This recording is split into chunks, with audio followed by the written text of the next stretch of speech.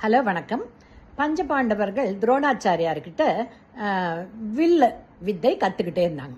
அந்த டைமில் ஒரு ஏகலைவன்ற ஒரு வேடன் வந்து துரோணாச்சாரியார்கிட்ட எனக்கும் கற்றுக் கொடுங்கன்னதும், இல்லை நான் வேடனுக்கெல்லாம் கற்றுக் கொடுக்க முடியாது, நான் வந்து அரசகுமாரர்களுக்கு மட்டும்தான் அலாட்டட், நான் கற்றுக் கொடுப்பேன்னதும் இவன் ஏமாற்றத்தோடு போயிட்டான்.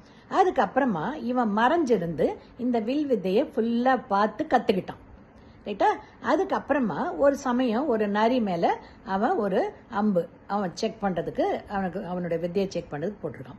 அதில் ஓரம்பால் 1000 துளைன்ற ஒரு மந்திரம் அது ஒன்று சொல்லிக்கிட்டு கரெக்டாக எய்ம் பார்த்து அடித்த உடனே 1000 துளைகளோட ஒரு நரி செத்து விழுந்தது.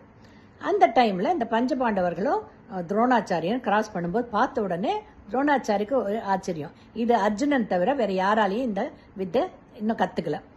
அப்போ இது யார் பண்ணதுன்னா இவன் தெரிஞ்சதும், இதுலேருந்து என்ன தெரியுது, பெரிய ஸ்கூலில் படிக்கணும்னு அவசியம் இல்லை, சின்ன ஸ்கூலில் படித்தாலும் நம்ம கான்சென்ட்ரேட் பண்ணி ஒரு எய்ம் இருந்ததுன்னா நம்ம நிச்சயமாக எல்லாமே கற்றுக்கலான்னு அர்த்தம். அது இப்போ இருக்கிற பிள்ளைங்களுக்கு இந்த ஸ்டோரி ஒரு எக்ஸாம்பிள்.